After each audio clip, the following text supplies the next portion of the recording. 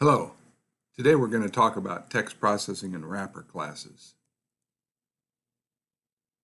So first we're going to talk about the character wrapper class, and then we're going to talk a little bit about strings and string builder and so forth, and then we'll go back to the wrapper classes for the numeric wrapper classes. So as you know, Java provides 8 primitive data types: character, Boolean, and the numeric ones, the 6 numeric ones. They're not created from classes.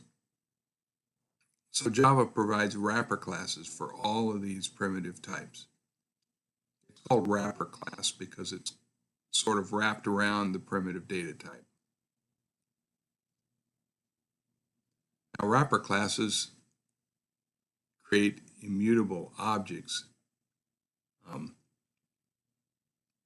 The wrapper class itself is not immutable, but the object that gets created is.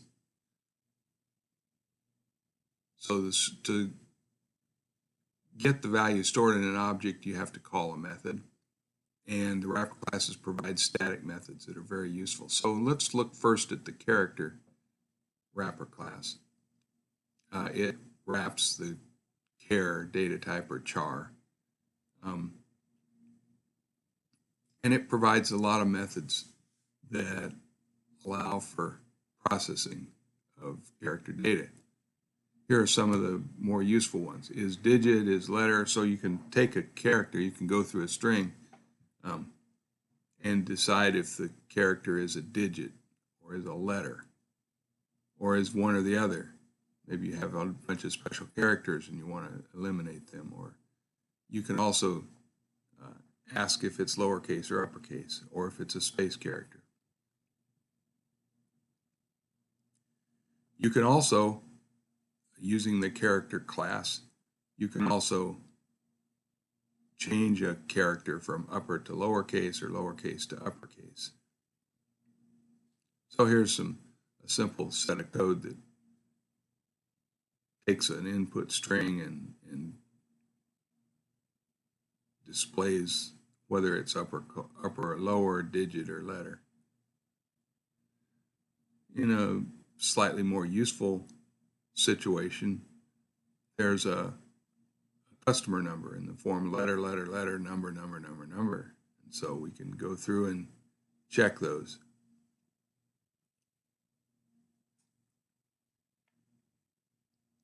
Here's an example where you could check the uppercase. You could send a value to uppercase. And why would you use to uppercase here? Well, you might not care if they typed a lowercase y or an uppercase y, or an lowercase yes or an uppercase yes. And so whatever they typed, character char at 0, it's going to be either a y or a lowercase y, and you can test it.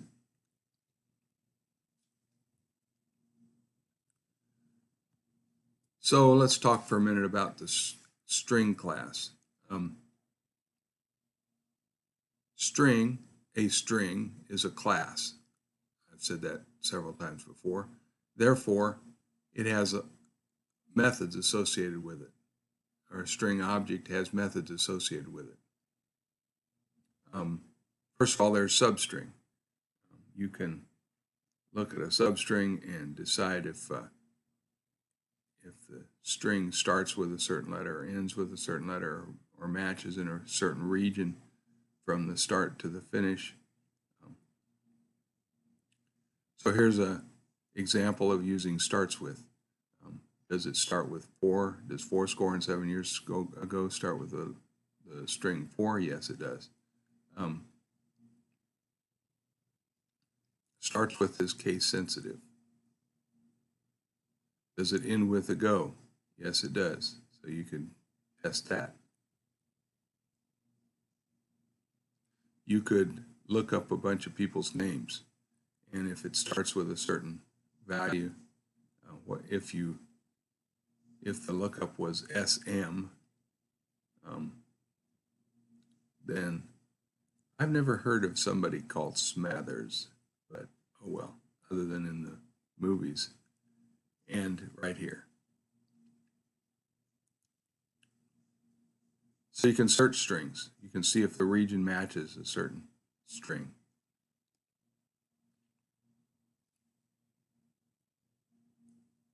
Most of these string methods have an ignore case method, so equals ignore case. Yes, if two strings are equal, regardless of case. Here's an example of how to use region matches. This is from the Java doc. And you can also search according to the index. For example, here you can find the first time that R appears and the last time that R appears, the index of it.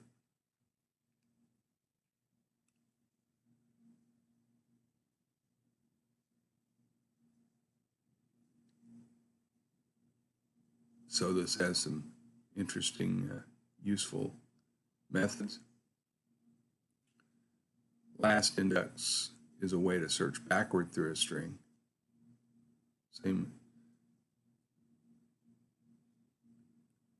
Same overloaded method of last index of down below.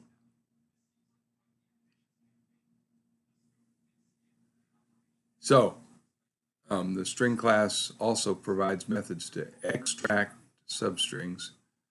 So if you knew that Cynthia Susan Smith, the exact location, and you said the substring of 14, it would be the 14th Smith.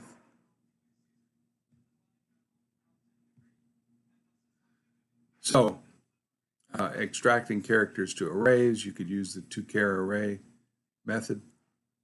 You could get chars, stores in a character array. To-char array returns the string objects in an array of characters. Here's some examples of how to use the character methods, some of them.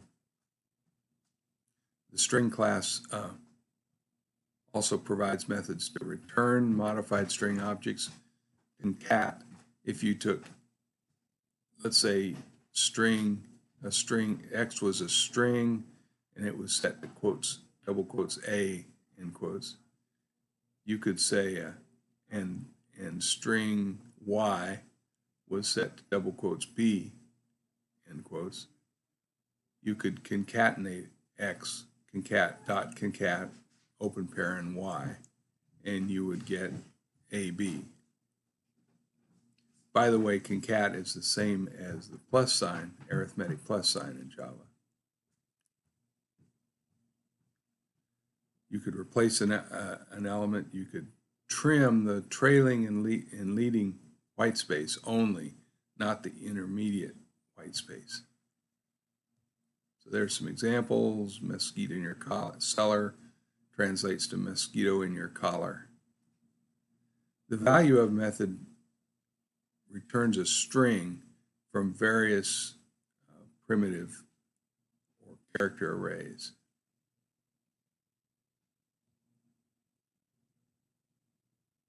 So here's an example of the value of method being used. Now there's also an additional class that's very similar to string and has many of the same methods. You remember that string is immutable, means that once you assign a string, you can't change it. Now you can set it to a different string, but that generates a different string object. So in a few rare cases, you might have an application that generates a lot of strings, a whole bunch of strings. And in that situation, you might want to use the string builder class. String builder has a lot of the same methods, but it also is a little bit like array list in that it grows or shrinks in size, to accommodate the changes, and it changes specific characters, inserts or deletes, or things like that. So here's some constructors to string builder. Some methods. One method that's different than, that's in addition to the methods that are in string, is called append. Now append puts a string on the end of an existing string builder, and without changing the actual object, without requiring that it point to a different string. Here's some of the append overloaded methods, all sorts of them. And here's an example of appending onto a string. It's also an insert method that does the same thing in the middle of a string builder.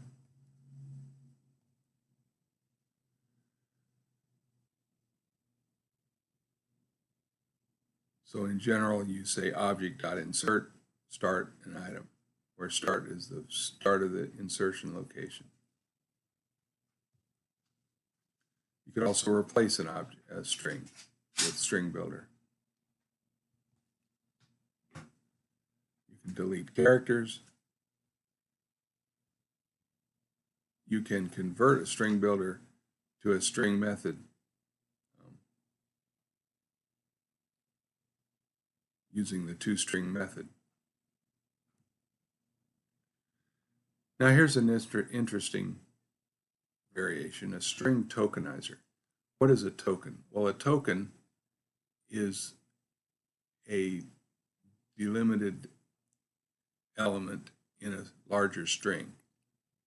I remember when I was a toddler, probably, the first word I learned to spell was ice cream, I-C-E-C-R-E-A-M, at least as far as I remember, because my parents were driving along and they'd say, hey, should we take Robbie to I-C-E-C-R-E-M? And I was in the back seat jumping up and down saying, yeah, ice cream, ice cream.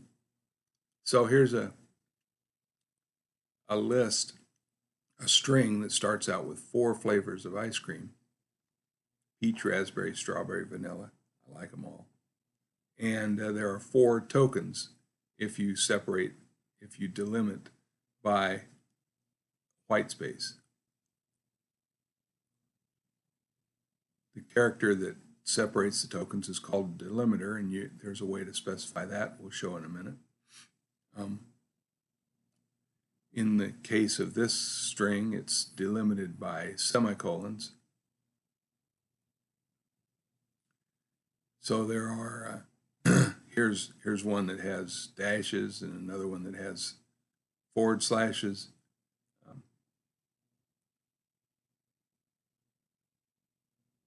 So look at the second one. It has a string that has the delimiters in it. So multiple delimiters could be put in. So here's some examples with delimiters. The first one is the default delimiter, which is white space characters. It returns 2468. The second delimiter is the date that returns dashes. The third one, if you look carefully at the previous slide, it returns dash as a part of the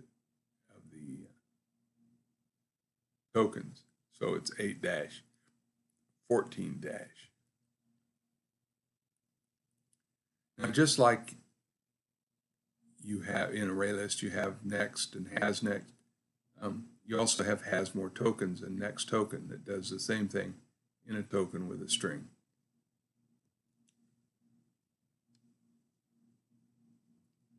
So that code would produce the 3 lines, 1, 2, and 3.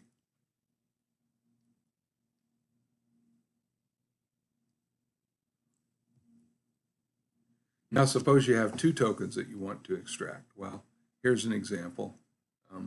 At joe@gaddisbooks.com. There's an at sign, at symbol, and a period, a dot. So we could replace those both in or put those both in the delimiter string. Notice the red to the right, double quotes, at, dot, end quotes. And then it will take those, either of those as delimiters, or any if you had more. Now here's one method on strings that's very useful. It's called split. One of the reasons that split is useful is it doesn't require you to know how many tokens there were in the original string. Notice string.split in the middle of the code there returns 1, 2, 3, 4 into the array of tokens. If you had 1, 2, 3, 4, 5, it would return 5 elements, 5 tokens. So you don't need to know how many elements there are in the array of strings. That's a very, very good thing, very nice thing, and very useful sometimes. Okay, so let's talk about more of the wrapper classes. We talked about character, the character wrapper class, which wraps char or char, and there's also a Boolean, capital B Boolean, that wraps Booleans, lowercase Booleans. But in terms of the numerical types, there are 6. Now look down the list here, and you'll notice that with the exception of integer, they all are exactly like the primitive, except with a capital letter instead of a lowercase letter, and the int, obviously, for various reasons. So they should be fairly easy to remember. So there is an example here where you can create a wrapper class, but you don't normally need to because of autoboxing. We'll get back to that in a minute. Now there are 6 parse methods. They're called parse methods because they each begin with the word parse. The parse methods are ways of converting a string to a number. And here they are. The 2 that are in red are the most commonly used, parse int and parse double. The one requirement for a parse method is that the string that's the argument needs to be a type that parses into that type of data field. So notice that parse int 2599 parses into an integer. If it was 2599.0, it would throw an exception, a number format exception, because the number format was incorrect. But this is a way, the parse methods are a way of parsing a string into an integer of various types.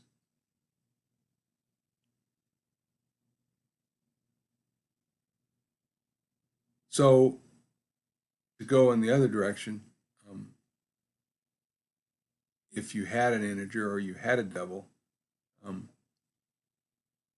you could take the toString method with that integer or double or the other 4 and return a string. So toString does the opposite of what parseString does, parse int or parse double. So there are also ways to translate into a binary string, translate a string, an integer, into a binary string, a hex string, or an octal string, like it shows here. Now, different computers have different maximum and minimum values, and so there are, given the JDK that you have loaded, each wrapper class has a min value and a max value.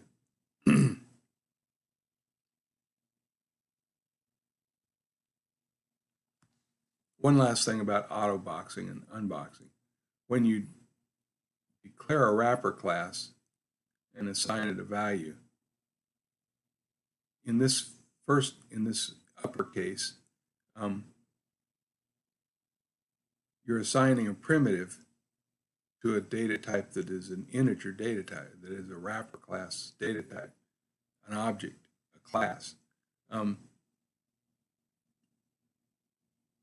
In that very special case where 7 is an integer, is an int, autoboxing happens.